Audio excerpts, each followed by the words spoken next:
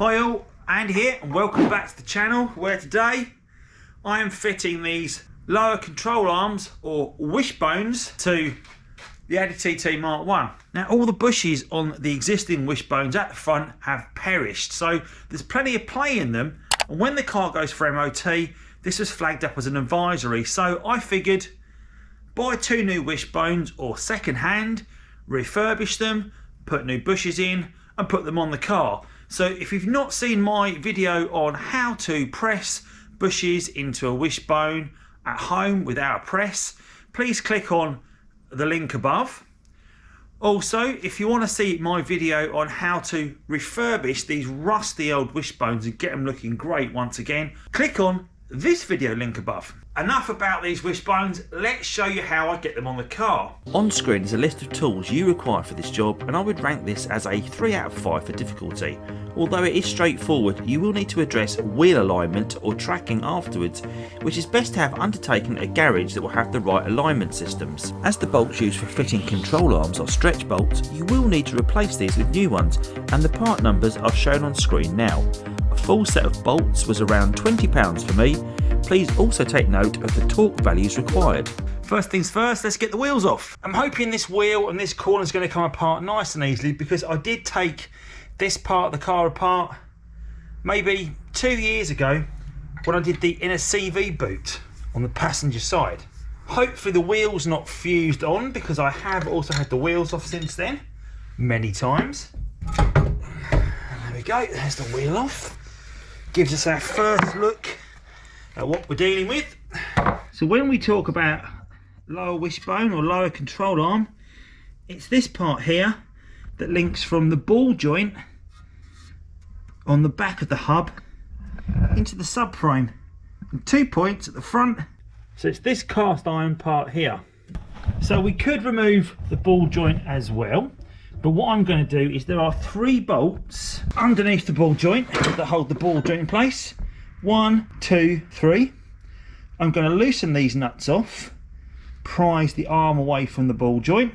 Once I've done that, I'm going to remove this, I believe it's an 18mm bolt holding the front of the wishbone in place, and I think the same at the back, an 18 holding the wishbone in place at the back of the subframe. Once we've got it off, we can look at the bushes and the state of the bushes on this arm and see why it's moving around so much.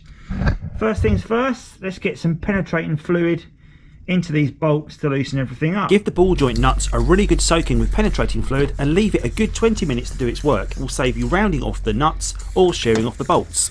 Not forgetting the back of the wishbone or control arm, where that's also attached to the subframe. Looking at this bush at the back of the subframe, you can see all that rubber.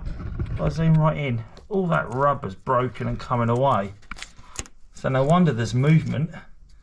Also worth pointing out at this stage, you've got this headlight leveling bracket, and that's screwed into on the wishbone down here. You've got to remove that, because otherwise when you start on doing these bolts and you leave that done up, it will wreck this bracket. So make sure you remove this first. My bracket has been damaged by a previous owner who obviously did not heed my advice, so I added a nut and bolt to hold mine in place, and you can see here where it attaches to the wishbone. Once it is detached, tuck it up high into the wheel well so it's out of the way when you continue the job. With 20 minutes for the penetrating fluid to work, the 3 ball joint nuts can now be loosened with a 17mm socket and removed from the bolts.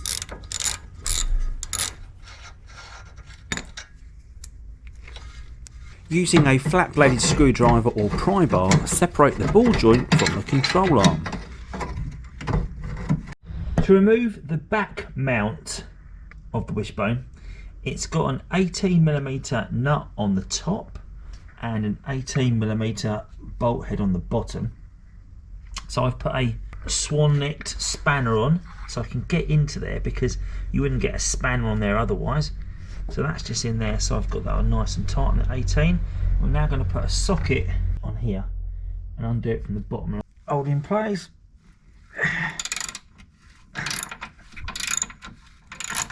Get it nice and easy now. And I think because the wishbone is under some sort of tension. These bolts will be under some sort of tension because I've loosened 3 nuts from the ball joint. This might be tricky to get down. It's also worth pointing out these bolts are stretch bolts. So when we put the new wishbone on, we are going to need to replace the stretch bolt. Now, although it's unscrewing still, it's not attached to that nut, so I think it's just working its way now down through the bush. But I'm going to try and unscrew it all the way down. And there are new nuts that have actually come in the new stretch bolt pack. There's like a wishbone pack you can get, and I will put the part numbers on screen. It's not actually attached to anything, it's just the awkwardness of the angle of the wishbone here that's... There we go. So there is the back wishbone bolt out. If I put my finger in there, I'm going to pull out, because you never know, do you, when you put things together, if you need to reuse a nut or something.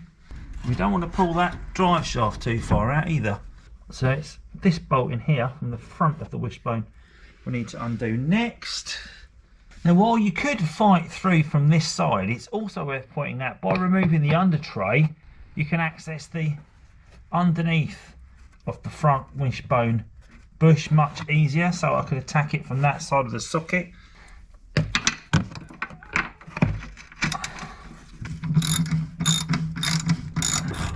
That's coming out nice and easy. Yeah, spin that with my fingers. There's that bolt out. And that particular bolt has no nut on the end, it just screws straight into the subframe.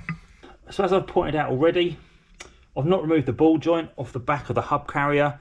I've literally undone the 3 nuts off the base of the wishbone and the 2 bolts that hold the 2 bushings to the subframe and the car. So I'm wondering if I can just manoeuvre it. Oh, yeah, that answers that question.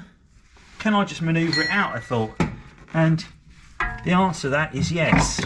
The answer to that is that's as easy as that for removing the old wishbone. See, the rubber's all perished around here. Can't move it with my fingers, so they're not perished that much. You did say there was movement in it. That's that one off. And the good thing is, even though you know which is the left and the right, I'm going to make sure that I pick up the right one to go on the car. So doing one at a time. Now that is a symmetrical version of that one, so I know that's the driver's side. So this must be a complete mirror of that one. So this is the one that I know needs to go back on the passenger side. So before I install this, worth showing you, here's my new stretch bolts to go in, the clean one and the old one, the dirty one, and the same as the rear bolt for the subframe and the old one.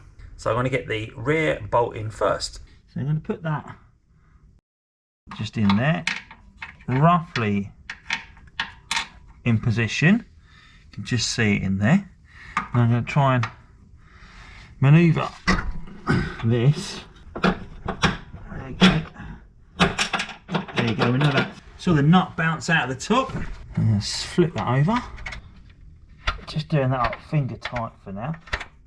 I've got my swan in place, and then what I'll do is I'll get my torque wrench and do this up to the right torque setting. Can see that going in nice and easy. So I'm going to get my socket. Again, I'm just going to do that up finger tight at the moment. So I need to get the right torque setting on that. Put this down.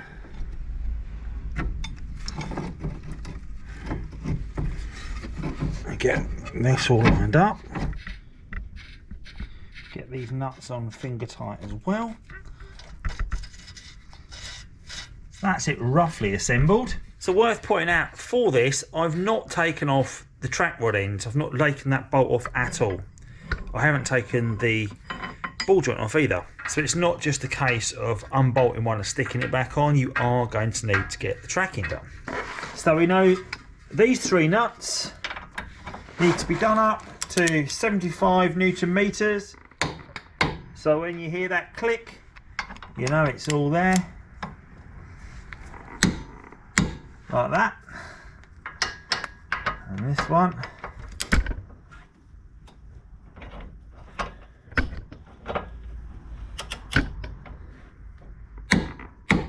so this is all done up nice and tight to the right tightness. We know this is done up to 70 Newton meters. It now needs a further quarter of a turn.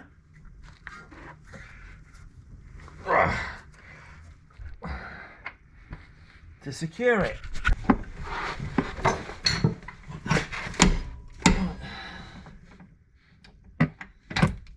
This front subframe bolt also needs an extra quarter of a turn. So there's the new arm completely in place, attached to the front. I think it really stands out in that grey, so you can see what's going on. You can see there where the headlight levelling sensor attaches to the wishbone.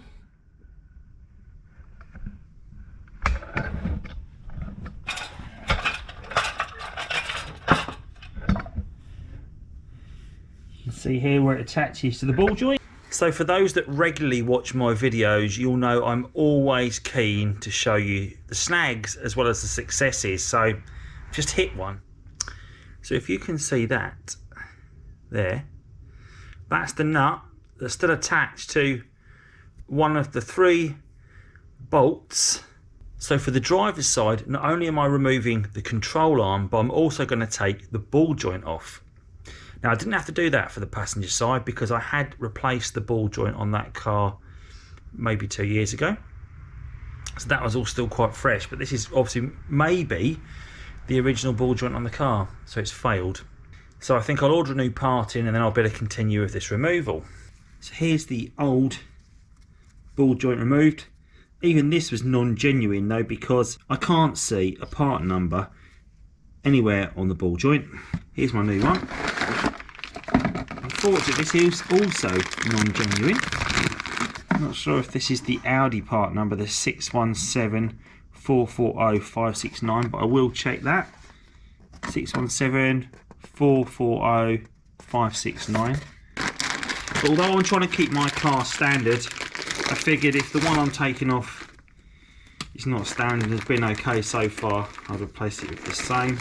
I'm going to pull the lower arm down and slot that into those 3 holes. Like so. Right, that's in. Try and manipulate that ball joint. Like so. So that's now in place. Now I'm going to take the new nut. Right, I can feel the centre of the screw thread. I'm doing it up and it's not turning, which is good. But again, I could put the Allen key in to stop it if it was. Okay, it's getting a bit of resistance in that now.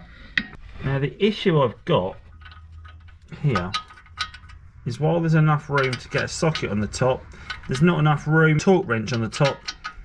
I am going to get the garage to check that for me. And that. So that's the 2 refurbished wishbones on the car, and these 2 old grotters removed from the Roadster. So I think that's a successful job.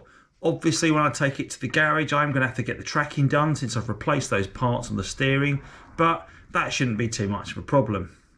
I hope you've enjoyed what you've seen today. If you have, then please do give this video a thumbs up, and also think about subscribing to my channel if you have not already done so, where you'll find a whole host of content on the Audi TT Mark 1. As always, thanks for watching and see you soon. Take care.